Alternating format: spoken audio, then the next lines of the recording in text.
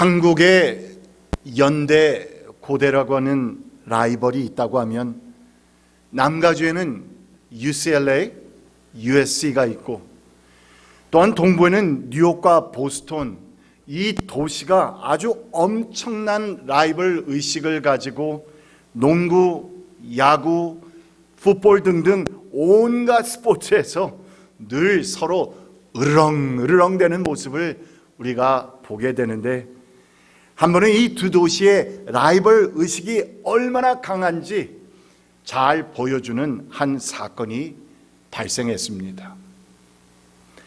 뉴욕시티 중심에 있는 유명한 센트럴 파크를 거닐고 있던 한 청년이 개에 물려서 위급한 상황에 처했던 한 소년을 목격하고는 용감하게 달려들어서 그 크고 사나운 개와 싸워서 겨우겨우 그 개를 죽이고 소년을 극적으로 구해냈다고 합니다. 그러자 그 청년을 인터뷰한 뉴욕 신문의 한 기자가 그 자리에서 즉석으로 기사를 써내려가기 시작했는데, 헤드라인을 쓰기를 뉴욕 양키스 팬이 위험에 처한 소년을 구해내다. 자신이 보아도 너무 멋있다는 그런 표정을 지으면서 이 기자가 청년에게 보여주었는데, 그러자 그 타이틀을 본 청년이 대답합니다. 죄송하지만 저는 양키스 팬이 아닙니다. 그러자 기자는 그 양키스 팬이라고 하는 말 대신에 뉴욕 하키팀 레인저스로 고쳤다는 것인데, 그런데 그 청년이 그것도 보면서 죄송합니다만 저는 레인저스 팬도 아닙니다. 그러자 기자는 그러면 닉스 팬입니까? 하고 되물었는데, 물론 닉스는 아시는 분은 아시겠지만 뉴욕 NBA 농구팀입니다. 그러자 뜻밖에도 그 청년이 대답합니다. 저는 보스턴에서 왔습니다. 아주 큰일이 났습니다. 이렇게 인터뷰를 마친 다음 날 그 기자가 쓴 기사의 헤드라인은 이렇게 쓰여 있었다고 합니다.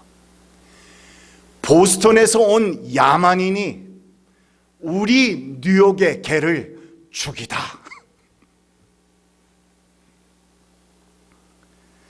여러분, 이야기는 물론 뉴욕 양키스와 보스턴 레드삭스 간의 이 라이벌 의식을 상징적으로 보여주는, 실제로 있었던 이야기인지 유머로 만들어낸 이야기인지 어쨌든 그런 이야기이기도 하지만, 한 사람이 가지고 있는 favoritism,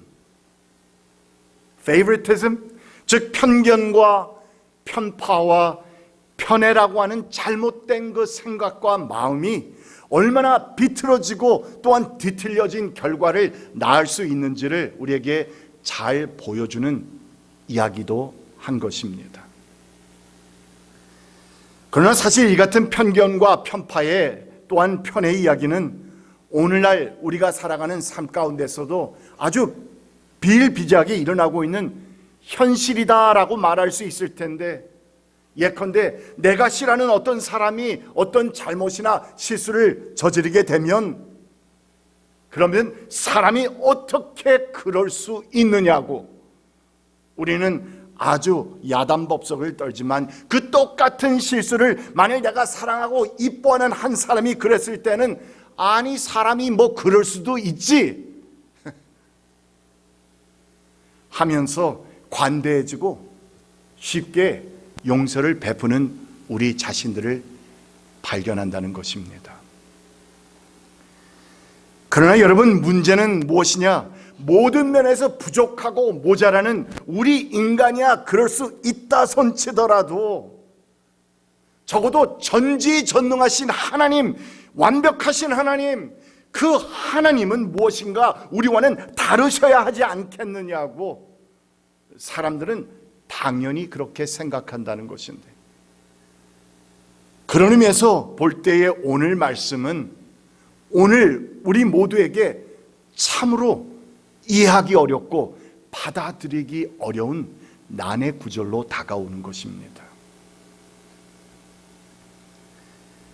오늘 본문 2절 3절입니다. 그런데도 내가 야곱은 사랑하고 에서는 미워하였다. 그런데도 내가 야곱은 사랑하고 에서는 미워하였다. 앞뒤에 자세한 설명 없이 이렇게 편파적인 사랑을 선언하고 있는 이 말씀만 그냥 읽는다면 어쩌면 우리 가운데도 시험에 들 수 있는 분들이 생겨날지도 모르겠습니다. 더군다나 야곱과 에서의 그 성품이나 인격이나 아니 모든 면에서 볼 때 분명 야곱이 에서보다 훨씬 더 낫다라고 하는 것을 우리는 잘 찾아볼 수 없다는 그 사실이 우리로 하여금 더더욱 이 구절을 받아들이는 데 있어 어렵게 만들고 있다는 것인데, 왜냐하면 창세기에서 나타난 두 사람을 살펴보면 형 에서는 어떤 사람이었습니까? 오히려 무척 남자다운 사람이었습니다. 또한 보면 솔직, 그리고 또한 순수한 사람, 이렇게 보이는 반면에 동생 야곱은 어땠습니까? 언제나 꾀부리고 거짓말 잘하고 또한 교활하게 보이는 그런 사람이었기 때문에 우리는 받아들이기가 쉽지가 않은 것입니다. 그렇다면 어째서 하나님께서는 이런 야곱을 사랑한다고 하시고 에서는 미워하였다라고 성경은 기록하고 있는 것일까? 아마도 우리가 근접할 수 있는 가장 성경적인 대답은 로마서 9장에서 사도 바울이 설명하고 있는 것처럼 하나님의 절대적인 주권과 권리다. 바로 이 설명 외에는 참으로 이해하기가 어렵고 받아들이기가 어려운 것인데, 그 말씀은 뭐라고 말합니까? 그러니까 토기장이가 흙 한 덩이를 가지고 둘로 나눠서 하나는 귀한 데 사용할 그릇을 만들고 또 하나는 그냥 천한 데 사용할 그릇을 만드셨다고 해도 우리 인간이, 피조물인 인간이 이에 대해서 가타부타 말할 그 어떤 권리도 우리에게는 없다는 말씀을 하신 것입니다. 마찬가지로 이렇게도 저렇게도 선택하실 권리가, 모든 권리가 분명히 있으신 창조주 하나님께서 야곱은 사랑하시고 에서는 미워하였다 하셨다 해서 피조물인 우리 인간이 그에 대해서 뭐라고 말할 그 어떤 권리나 또 어떤 그런 할 조차도 우리에게는 없다는 것인데, 그러므로 우리는 그대로 받아들이고 순응하며 살아가는 것이 피조물로서의 본분이다 라고 말하고 있는 것입니다.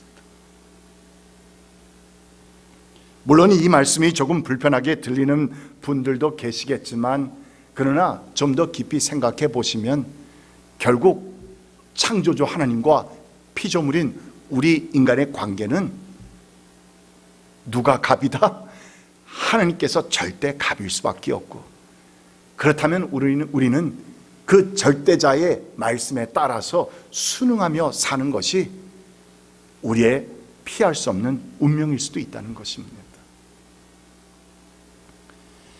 그러나 여러분, 저는 오늘 우리가 본문 말씀에 등장하시는 그 하나님을 바라볼 때에 이같이 절대적 주권자로서의 선택과 권리를 행사하시는 그 하나님을 우리는 분명 보고 발견하지만, 그러나 오히려 우리는 일방적인 사랑을 나타내시는, 무조건적인 사랑을 나타내시는 그런 하나님의 안목에서 바라보아야 한다라고 저는 믿습니다. 그러니까 모든 것을 당신의 뜻대로 행하실 수 있는 하나님께서 당신의 그 권리를 가지고 에서는 미워하셨다 하는 데에 포인트를 두는 것이 아니라 오히려 반대로 어디에다가 초점을 맞춰야 합니까? 바로 결코 사랑받을 만한 사람이 아니었던 야곱을, 부족하고도 부족한 야곱을, 그리고 또한 하나님에 대한 그 어떤 탁월한 믿음이나 그 어떠한 행위도, 의로운 행위도 우리는 발견할 수 없는 것 같은 야곱을 하나님께서는 당신의 그 주권을 통해서 그를 먼저 선택하시고 일방적으로 그냥 사랑해 주셨다 하는 것이 바로 오늘 말씀에서 우리가 바라보아야 할 안목이요 초점이다, 핵심적인 바로 포인트다라고 말씀을 드리는 것입니다. 여러분, 바로 이것이 우리가 말하는 구약이나 신약에서 말하는 복음, 굿뉴스 아닙니까? 그것이 바로 복된 소리입니다. 우리가 아직 죄인 되었을 때, 여러분과 제가 아직도 하나님을 알지 못하고 하나님을 인정하지 못하고 하나님이 나의 주가 되시고 나의 마스터가 되시고 나의 왕이 되신다는 사실을 아직도 나는 고백하지 않은 가운데서도 하나님께서는 우리를 너무나도 사랑하셔서 당신의 그 엄청나신 사랑, 우리를 향하신 넘쳐나시는 그 사랑을 나타내시기 위해, 우리에게 보여주시기 위해, 우리에게 증거를 보여주시기 위해 독생자를 보내주셔서 이 땅에서 십자가를 지시고 죽게 하신 그 하나님의 사랑. 여러분, 바로 이 같은 하나님의 무한하신 사랑 때문에 우리를 주권적으로 선택하시고 독생자를 보내주셔서 일방적으로 구원해 주신 하나님의 그 unconditional love, 무조건적인 사랑, 바로 이 일방적인 사랑, 바로 이 같은 복음의 측면에서 우리는 그런데도 내가 야곱은 사랑하였다라고 하는 말씀을 이해해야 한다는 말씀인 것입니다. 여러분, 여기서 물론 우리가 조심해야 할 한 부분이 있습니다. 왜냐하면 우리가 이렇게 야곱과 에서의 이야기를 생각할 때 일방적인 하나님의 사랑과 주권이다, 이렇게 이러한 측면에서 바라보게 되면 그러면은 우리 인간은 할 게 아무것도 없네. 야곱은 사랑받을 만한 사람도 아니요 택함을 받을 만한 그런 믿음도 있었던 사람이 아닌 것 같이 보이는데 일방적으로 하나님께서 사랑하시고 그냥 사랑해 주시고 무조건적으로 퍼부어 주셨으니 그것이 주권자의 권리라고 한다면 우리 인간이 할 수 있는 것이 What can we do? 이렇게 생각할 수 있다는 것인데, 그러나 성경은 우리에게 분명히 말씀합니다. 그것은 옳은 생각이 아니라고. 그것은 사단 마귀가 우리에게 주는 악한 괴계 생각이라고, 우리로 하여금 우리 크리스천들이 무기력한 삶을 살아가도록 만드는, 내가 할 수 있는 것은 아무것도 없다, 그냥 우리는 살아가는 것뿐이다, 하나님께서 알아서 일방적으로 다 하신다 라고 하는 생각을 가지는 것은 하나님께서 기뻐하시는 생각이 아니요 악한 마귀가 우리에게 생각해 하는 그러한 것이라고 우리에게 말씀하고 있는 것입니다. 아무것도 아닌 죄인을 선택하시고 긍휼을 베풀어 주시는 일은 여러분 분명 하나님의 영역이지만, 그러나 우리에게는 무엇이 있습니까? 성경에서 말하는 믿음과 신앙이라고 하는 분명한 책임과 역할의 영역이 있다는 사실을 우리는 주목해야 하는 것인데, 이 같은 사실을 우리는 야곱과 에서의 팥죽 사건이라고 하는 창세기의 말씀을 통해서 우리는 발견합니다. 우리가 잘 아는 그 이야기, 사냥을 즐기는 에서가 몹시 시장에서 집에 돌아왔을 때 마침 성경은 그렇게 표현합니다. 마침 야곱이 무엇을 끓이고 있었다? 팥죽을 끓이고 있었다는 것입니다. 마침 평상시에 그의 성품을 감안해 볼 때 어쩌면 그는 모든 것을 다 계획하고 준비하고 있었다고 하는 타당성 있는 그러한 의심이 든다는 것입니다. 어쨌든 무척이나 배고팠던 에서가 그 죽을 좀 달라고 했더니 동생 야곱은 기다리고 있었다는 듯이 대뜸 대답하기를, 만일 형님께서 맏아들의 그 권리를 내게 양도해 주신다고 말한다면, 약속하면 이 맛있는 팥죽을 몽땅 드리겠습니다 하고 조건을 달았다는 것입니다. 형제끼리 죽 한 그릇 가지고 좀 너무한다는 생각이 아마도 들기는 했겠지만, 그러나 에서는 내가 지금 배가 고파 죽겠는데 그 장자권이 무엇이냐? 여러분, 이것이 중요합니다. 내가 배가 고파 죽겠는데 그 장자권이 내게 무엇이냐 하는 이 생각에 자신의 그 귀한 장자권을 팥죽 한 그릇과 바꾸었다는 것입니다. 팔아 넘겼다는 것입니다. 대수롭지 않게 여겼다는 것입니다. 그래서 창세기 저자는 25장 마지막 끝절에서 아주 의미심장한 말과 해석으로 말씀을 맺고 있습니다. 한번 들어보십시오. 야곱이 떡과 팥죽을 에서에게 주매 에서가 먹으며 마시고 일어나 갔으니 에서가 장자의 명분을 어떻게? 가볍게 여김이었더라. 에서가 장자의 명분을 가볍게 여김이었더라. 그러니까 정작 장자권을 가지고 있었던 에서는 그것을 가볍고 경홀히 여겨서 팥죽 한 그릇에 대수롭지 않게 그냥 팔아 넘겼다는 것이고, 반면에 야곱은 그 장자권 명분을 너무나도 귀중히 여겼던 까닭에 그 어떤 야비한 수단과 방법을 다 동원해서라도 나는 그것을 쟁취하겠다고, 나는 것을 소유하겠다고 했다는 이 사실은 하나님을 향한 이 두 사람의 마음과 자세 말입니다. 하나님의 축복에 대한 이 두 사람의 마음과 자세 말입니다. 이 세상 만사를 주관하시고 나의 정말 흥망성쇠를 인도하시고 또한 주장하시는 그 하나님이 주시는 축복에 대해서 이 두 사람이 어떻게 생각하고 있었는지를 우리에게 잘 보여주고 있는 그런 말씀인 것입니다. 그 당시 장자의 명분 또는 장자권이란 오늘날 우리가 말하는 상속권, 이것보다는 훨씬 더 큰 것이었습니다. 그런 경제적인 의미를 초월해서 종교적인 그런 의미까지 부여되어 있었다는 것인데, 이스라엘의 족장이었던 아버지 이삭은 정치와 경제에 있어서 그 그룹의 리더였을 뿐만 아니라 하나님을 모시는 여호와 종교의 대표자, 또한 그 사회 전반의 우두머리였기 때문에 이제 눈으로 제대로 볼 수 없게 된 나이가 많이 들은 이삭이 늙어 죽게 된 이쯤에 장자였던 에서는 그 크고 중요한 장자권의 축복을 받을 그 시기였다는 것입니다.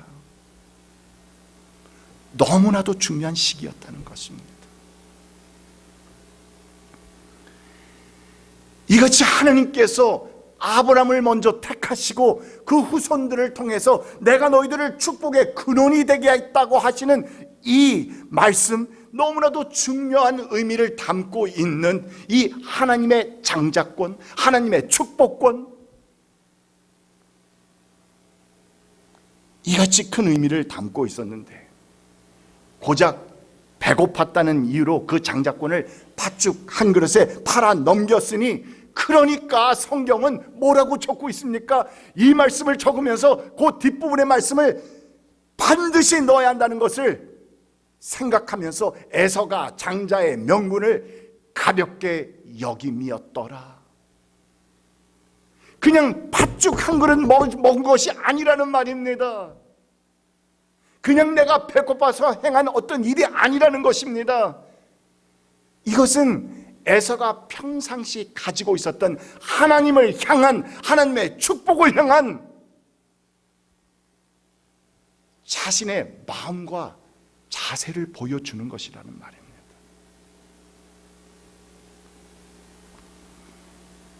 이같이 하나님의 장자권을 가볍게 여기는 에서의 마음가짐과 행동은 그가 평상시 하나님에 대해서 얼마나 아무렇지 않게 여기고 있었고, 또한 현실과 유익을 위해서라면 믿음과 신앙까지도 헌시작같이 언제든지 버릴 수 있다는 그러한 사람이었음을 우리에게 보여주고 있는 것인데, 그렇다면 하나님께서 오늘 말씀에서 내가 야곱은 사랑하고 에서는 미워하였다 하시는 그 말씀의 배경에는 물론 절대적인 주권자의 선택과 권리가 당연히 있지만, 여러분, 바로 이 같은 두 사람의 마음가짐과 자세 차이가 아니겠습니까?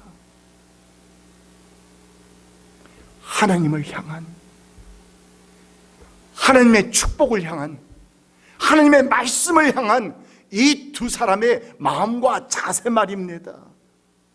내가 지금 배고픈데 신앙은 무슨 신앙 하면서 하나님의 귀한 장자권을 경홀히 여기는 에서와, 반면에 그 귀한 하나님의 축복을 너무나도 소유하고 싶어서 안절부절 안달해하는 야곱과의 그 차이,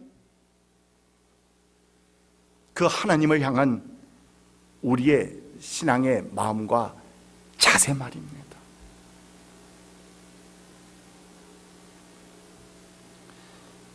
그렇다면 이 야곱과 에서의 이야기는 결국 우리 모든 그리스도인들의 모형이 되는 것 아니겠습니까?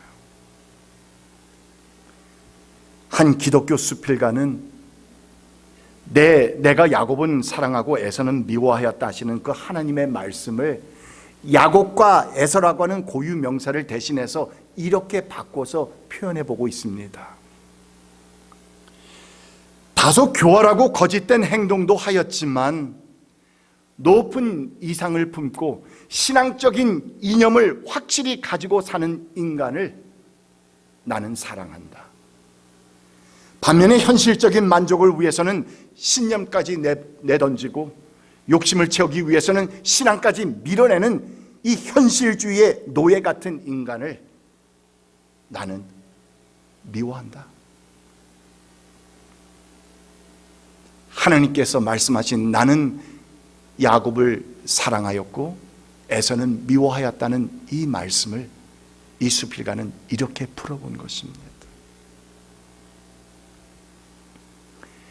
그러니까 하나님께서 오늘 던지시는 그 말씀의 선언에는 이 같은 깊은 신앙적인 이유가 담겨 있는 것인데, 비록 신앙적으로나 인격적으로 아직 너무 멀기도 하고 아직 모자라기도 하고 부족하고 또한 성숙하지도 못한 것 같기도 하지만, 그러나 그 마음 깊숙이 하나님에 대한 그 믿음과 신앙의 줄만큼은 내가 놓지 않겠다고. 내가 비록 열심히 봉사하고 헌신하는 그런 성도는 아니지만, 그러나 내가 주님만은 놓지 않겠다고. 그래서 주일 예배만이라도 참석하겠다고. 내가 지금 아직 신앙과 모든 면에서 부족하고 또한 나의 상황이 이루어지지 않아서 이렇게 저렇게 하나님 앞에 가까이 나가고 있지는 못하지만, 그럼에도 불구하고 마음 깊숙이 하나님을 향한 나의 자그마한 믿음과 신앙만큼은 놓지 않고 붙잡고 있겠노라고. 여러분, 이렇게 어떠한 상황 가운데서도 꼭 붙잡고 살아가는 그런 야곱과 같은 사람들, 이러한 사람들을 하나님께서는 내가 사랑한다 라고 말씀하시는 것입니다. 이런 사람들은 야곱과 같이 인생의 그 어떠한 상황 가운데서도 이 신앙의 믿음의 줄을 놓지 않습니다.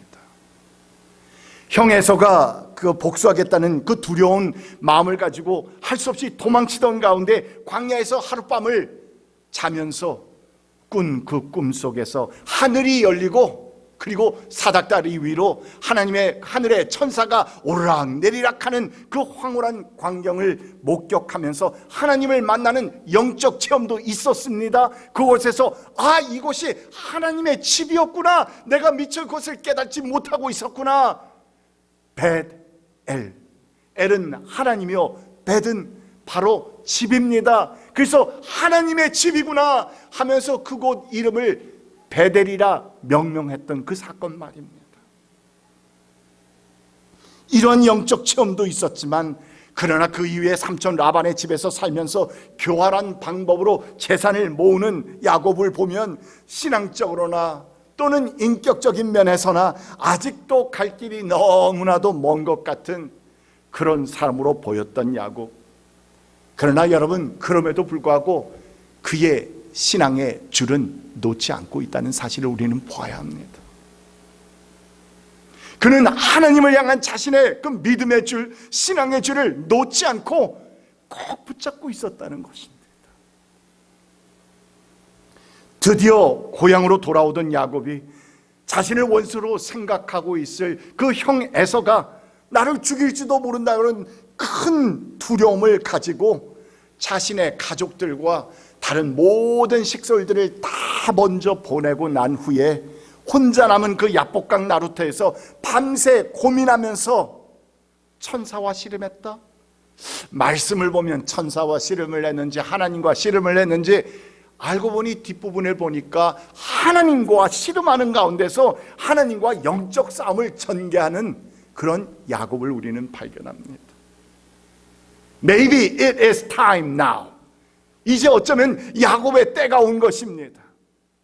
이때까지 그렇게 마음 깊숙이 꼭 붙잡고 내 인생에서, 내 삶에서 보면은 신앙이나 인격적인 면에서나 네가 무슨 크리스찬이야 이런 말을 들을 정도로 멀리 있는 사람같이 보였지만, 그럼에도 불구하고 주일에 예배에 꼭 참석하고, 그리고 이런저런 모든 산 가운데서 하나님만을 꼭 붙잡고 살았던 그 야곱이 이 야복강 나루터에서 하나님과 영적 싸움을, 씨름을 전개한 것입니다.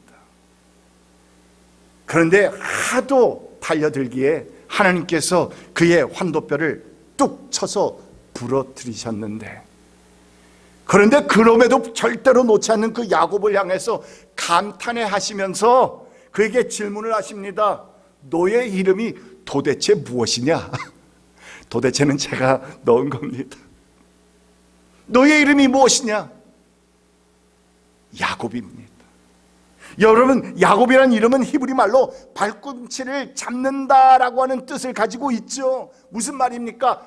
이 야곱이 이때까지, 이 주님과 씨름하는 이때까지 자신의 삶을 살아오면서 늘 무엇을 했습니까? 남의 발꿈치를 잡아채고 쓰러뜨리고, 그리고 내가 앞질러 가는 그런 야비한 행실만 하며 살아왔는데, 그러니까 이제 하나님께서는 내가 너의 이름을 바꾸어 주시겠다고 말씀하시면서 그에게 말씀하십니다. 창세기 32장 28절입니다. 네가 하나님과도 겨루어 이겼고 사람과도 겨루어 이겼으니 이제 내 이름은 야곱이 아니라 이스라엘이다.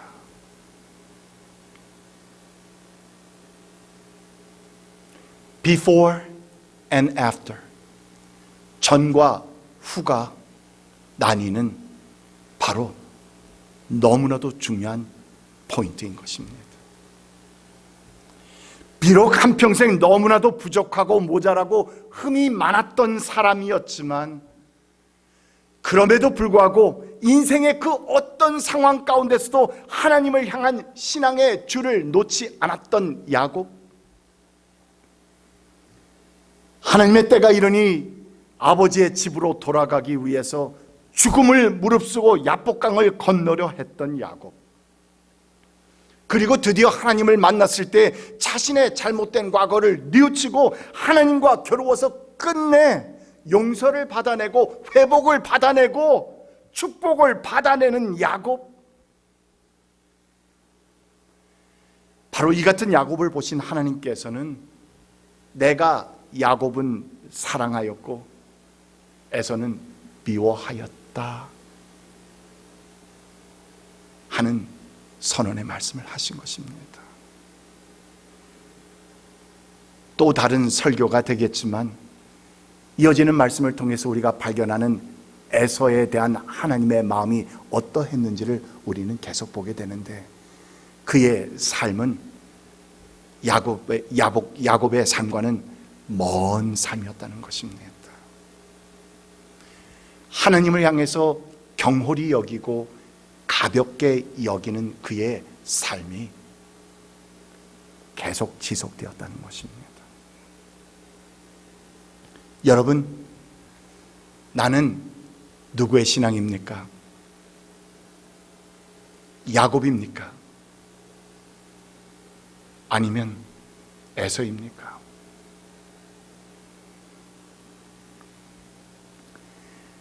세균을 검사하는 어느 한 연구소에 300여 종류의 검사 의뢰가 한꺼번에 들어왔습니다.